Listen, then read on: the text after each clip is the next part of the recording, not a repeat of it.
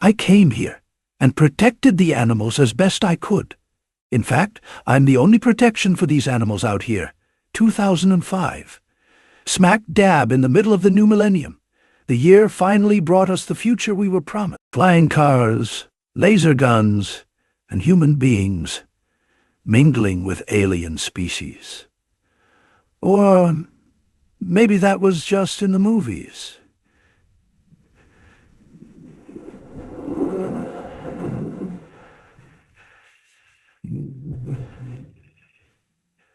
You think you've got problems? Okay, so maybe 20. Together, you and I can rule the galaxy. It did, however, bring the world all sorts of thrilling events. The year was jam-packed with pop culture touchstones, from the premieres of iconic sitcoms to the release of genre-defining albums. The internet was abound with new and exciting websites, and civil rights were progressing in a big way. But it wasn't all sunshine and rainbows behind these hazel eyes. In the year 2005, natural disasters and terrorists took the lives of thousands across the globe. And over 4 million people traveled to the Vatican to mourn the passing of a pope. And through it all, we were collectively watching to see whether Jim was finally going to tell Pam how he felt. Today, we're going to talk about the news, culture, sports, entertainment, and all that was weird in 2005. This is Timeline. All right, we're taking you to the candy shop because this is 2005.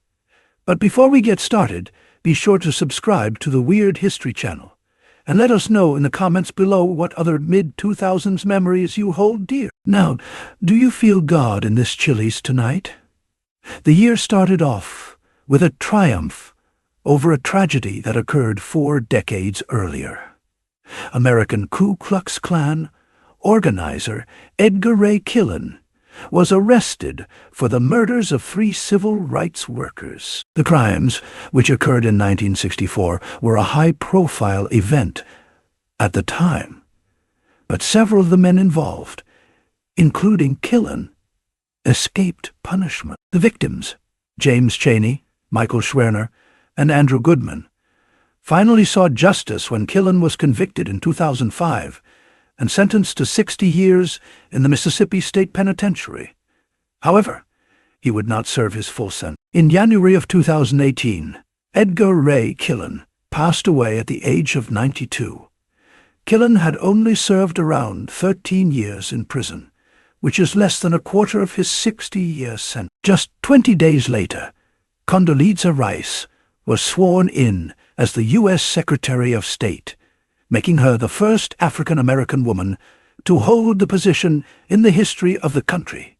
Colin Powell leaves big shoes to fill at the State Department. Connie Rice is the right person to fill them. Now it's time to build on those achievements to make the world safer and even more free. After earning several advanced degrees in political science, Dr. Rice served under both the Reagan and Bush administrations throughout the 1980s and early 90s. But it was her stint with George W. in the 2000s that finally earned her the prized Secretary of State title.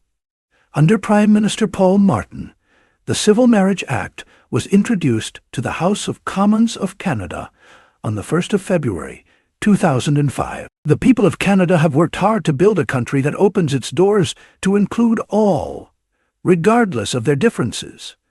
The bill effectively legalized gay marriage across the country and started a bit of a trend. Since just a few months later, Spain followed in the footsteps of their friends in the Great White North. On the last day of June, the Spanish Parliament voted to equalize gay marriage and eliminate all distinctions between same-sex and heterosexual unions. The campaign for same-sex marriage had actually begun a year earlier under the newly elected Prime Minister José Luis Rodríguez Zapatero, who was able to see his hard work come to fruition and be re-elected in 2008. After years of inquiry on the part of the United States, North Korea publicly confirmed that it does, in fact, possess nuclear weapons. According to a statement made by the state-run Korean Central News Agency, North Korea manufactured nukes for self-defense to cope with the Bush administration's ever more undisguised policy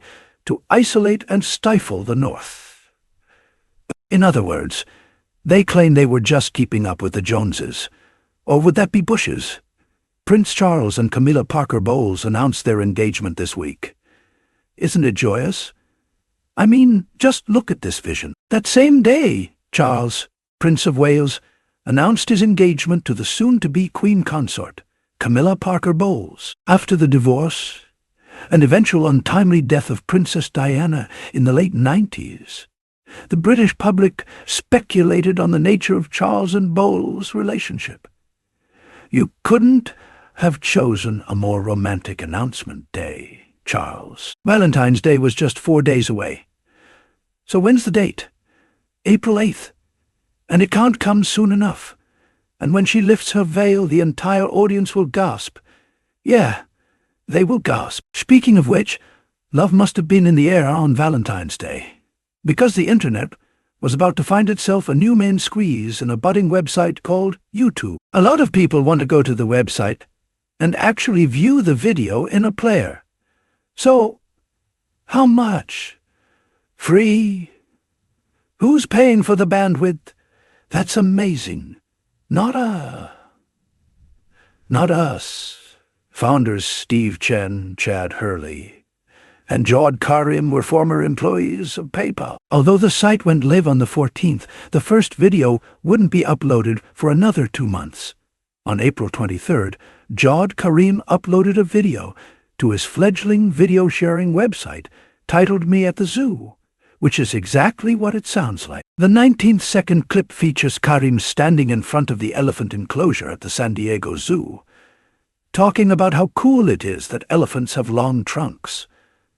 And that's pretty much all there is to say. So nothing's really changed as far as YouTube videos are concerned. Will somebody please help me? Someone stole my Visa check card. Someone stole my Visa check card. Read my lips. If your Visa check card's lost or stolen, you're not liable for fraudulent charges, and all that money will be put back in your checking account. Sheesh. Signing with a Visa check card is super safe. Steve Fawcett made history the following month after becoming the first person to fly an airplane around the world by himself without stopping to refuel. Fawcett was a fellow of the Royal Geographical Society and the American-based Explorers Club, who liked to sail and fly hot air balloons in addition to being an accomplished pilot. It was a great romance to flying around the world and doing it faster than anybody else has done it in that medium. The journey around the world in the Virgin Atlantic Global Flyer, surprisingly, did not take 80 days. It took 67 hours and 2 minutes to complete and spanned a distance of 40,234 kilometers, or about 25,000 miles. Michael Eisner stepped down as the Walt Disney Company CEO after a 21-year tenure. He was succeeded by then-President and coup Bob Iger would serve as the company's chief executive officer for 15 years until his contract ended in February 2020. He would be replaced by a different Bob Chapek. But, as it turns out, he wasn't done. After an embarrassingly short stint as the head of the company, Bob Chapek stepped down as Disney CEO, and Iger assumed the crown once again, which we assume is just one of those expensive Mickey Mouse hats that they sell at the theme parks. It's with great sadness that Terry Schiavo has passed away after a cardiac arrest left her with severe brain damage in 1990. Terry Schiavo subsequently spent the next 15 years comatose. In 1998, Schiavo's husband and guardian petitioned to have her feeding tube removed, but was refused by Schiavo's parents, who had the petition struck down. Please, please, save my little girl. The story sparked controversy once it broke the news, and stirred up conversations about consent and guardianship of comatose patients. Schiavo's husband would ultimately win the battle. His wife's feeding tube was removed on March 18, 2005, and she died less than 2 weeks later on March 31. The Ides of March saw the debut of some major TV shows. People say I am the best boss. They go, "God, we've never worked in a place like this before. You're hilarious." I think that pretty much sums it up. I found it at Spencer Gibbs. If you want orders, follow this one. Kill yourself. Daleks must survive. The Daleks have failed. Why don't you finish the job and make the Daleks extinct? Rid the universe of your filth. Why don't you just die? You would make a good Dalek. Which brings me to rule number 3. If I'm sleeping, don't wake me unless your patient is actually dying. Rule number 4. The dying patient better not be dead when I get there. Not only will you have killed someone, you would have woke me for no good reason. We clear? Yes, you said 5 rules. That was only 4. Rule number 5. When I move, you move. The month of April started off tragically as Pope John Paul II died. Fittingly, on the 2nd, over 4 million people would flock to the Vatican over the course of his funeral and the 9 days of observed mourning by the Catholic Church. The Huffington Post started its life as an online commentary outlet and blog on May 9th. Founded by its namesake, Arianna Huffington, Andrew Breitbart, Kenneth Lehrer, and Jonah Peretti, the site aimed to provide an alternative to other news aggregators. After 30 years of persistent mystery, former FBI Assistant Director Mark Felt was revealed as Watergate informant Deep Throat in a Vanity Fair article. As the unidentified Deep Throat, Felt leaked key information, which helped shed light on the Watergate scandal during Nixon's presidency. At the age of 95, 3 years after having admitted to his role as Deep Throat, Mark Felt passed away at his home in his sleep. The world watched as a jury in Santa Maria Court in California acquitted Michael Jackson on charges of child molestation. We, the jury in the above entitled case, find the defendant not guilty of a lewd act upon a minor child. The alleged victim and cancer survivor, Gavin Arvizo, was 13 at the time Jackson had him and his family at his Neverland Ranch estate in Los Olivos, California. The trial took 4 months to complete and was described as a media circus, with many major news outlets choosing to cover it for full 24-hour rolling cycles. Wouldn't it be nice if there was an easy button for life? Now there's one for your business. Staples. The last knows. He won't talk. He'll talk to me. Where were the other drugs going? I never knew. I don't know. I swear to God. Swear to me. In another big win for the Internet, Reddit was founded by Steve Huffman and Alexis Ohania. And that's the 2 of us in the first day of Y Combinator. You'll also notice I had a t-shirt with a mascot that I designed long before we actually built a website. That was dumb. Wrong order of operations. Beginning as the 2 college roommates side project at the University of Virginia, the online forum is one of the web's most visited sites today.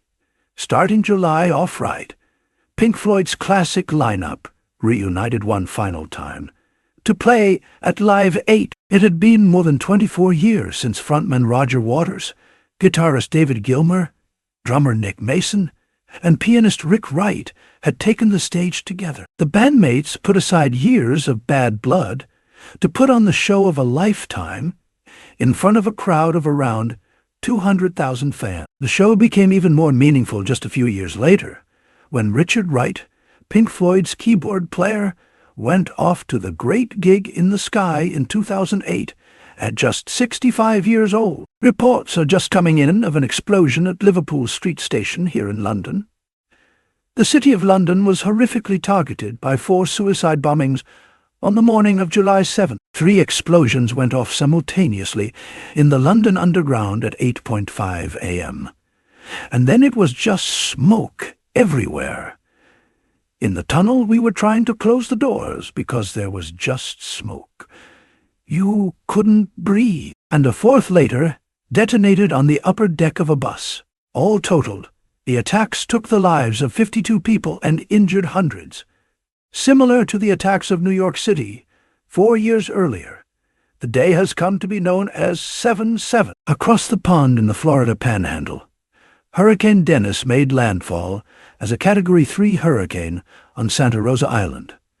The storm decimated the area, creating 87-mile-per-hour winds and producing tornadoes across all of central Florida. 88 people lost their lives, and the storm caused nearly $4 billion damages. Claire's mom just made me grab her out of the doors. Well, snap out of it. What were they like anyway? They looked pretty good. Are they real? Are they built for speed or for comfort? Motorboat? You motorboating son of a bitch. You old sailor, you. What is wrong with you?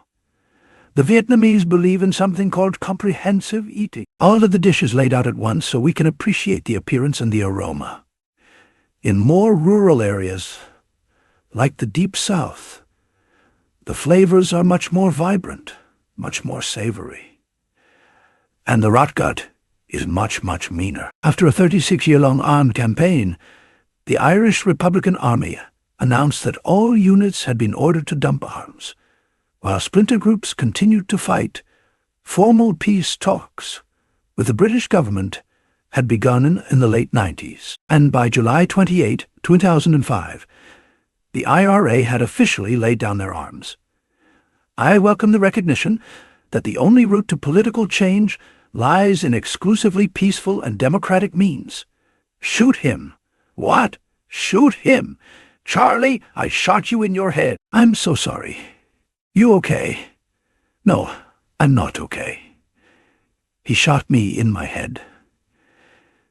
It really hurts. I gotta go to hospital. I'll call an ambulance. The hospital's like 3 blocks away. We should just drive in. I know that.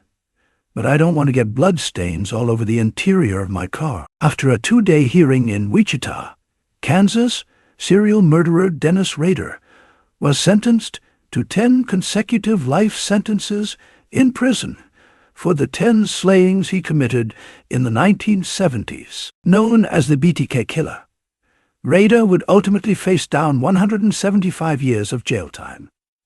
Do you like to do it yourself? If the mood strikes, how is the mood striking you now? That totally worked. I literally said nothing. Barely a month after the devastating effects of Hurricane Dennis, Katrina swept over the Gulf Coast as a Category 4 hurricane. Extremely hard to leave. Your whole life is here, your whole world.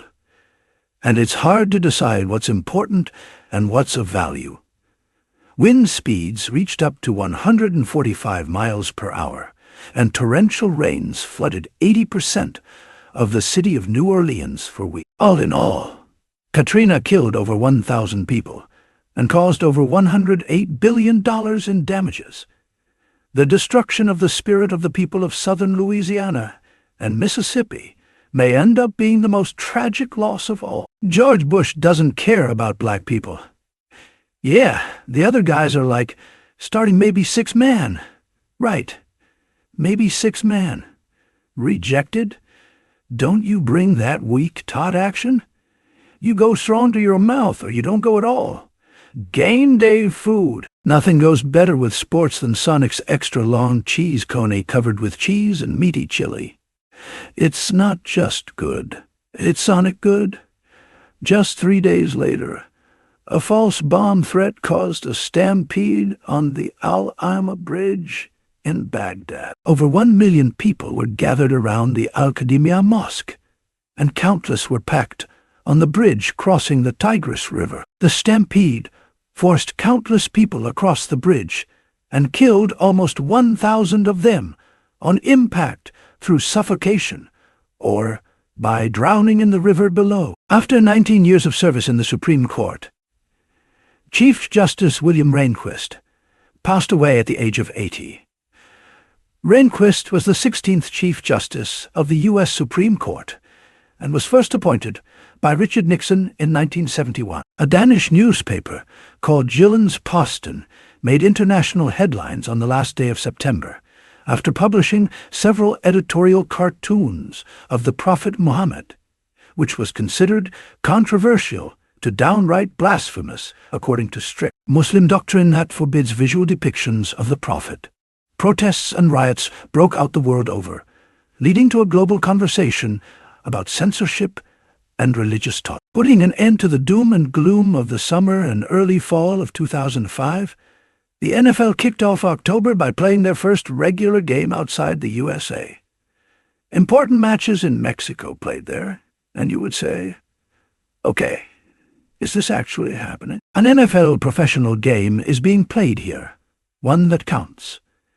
The Arizona Cardinals beat the San Francisco 49ers 31-14 at Estadio Azteca in Mexico City, and the game boasted 103,467 spectators, the biggest turnout in NFL history at the time. In an event about as important to teenage girls as the first international NFL game was to college kids and middle-aged dads, Stephenie Meyer's first novel in a vampire romance series was published on October 5th. The book, called Twilight, would become a sensation and spawn a series of movies starring Robert Pattinson and Kristen Stewart, an unending cavalcade of merchandise, and countless parodies throughout the years. Your skin is green. You freak out or I'm fire. Say it out loud. Frankenstein.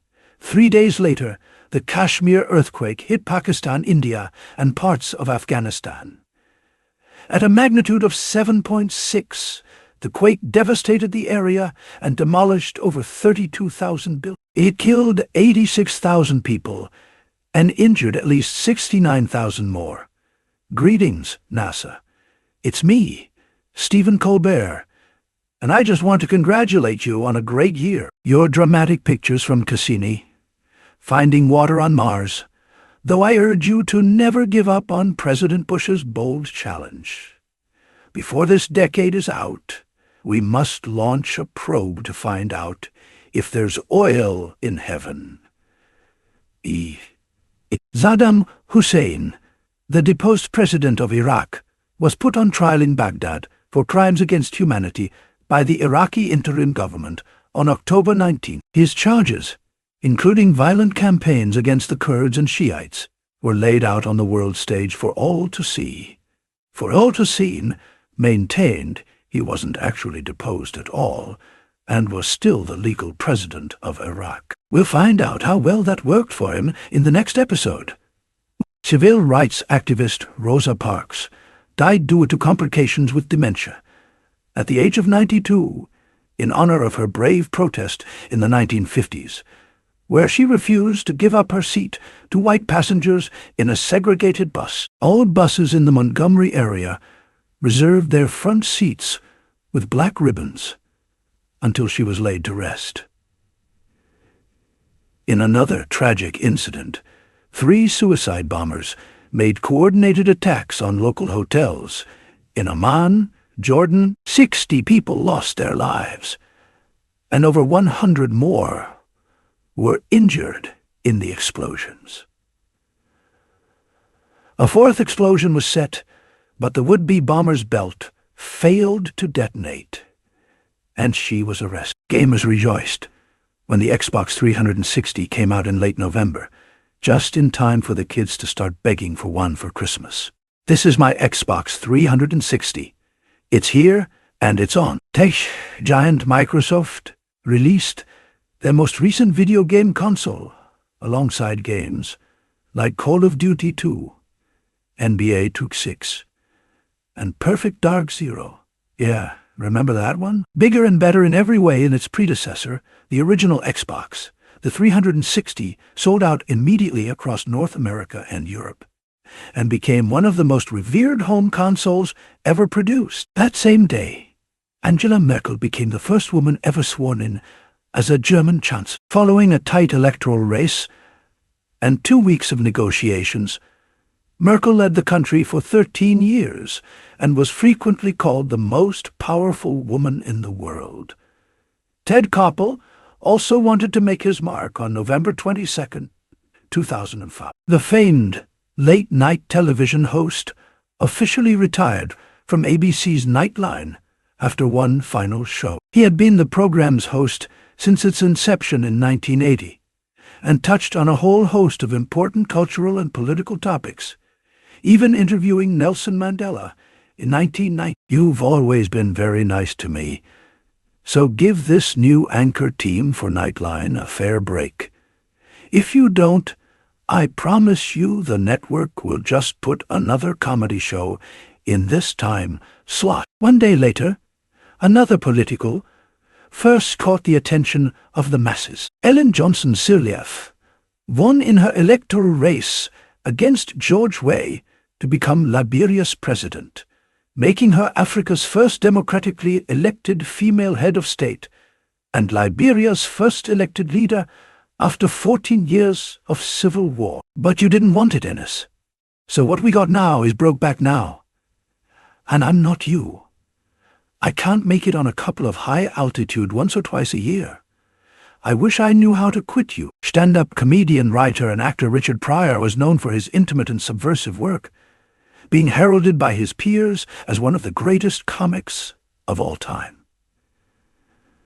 This man's a genius. Now, who else can take all the forms of comedy, slapstick, satire, mime, stand-up, and turn it into something that'll offend everyone?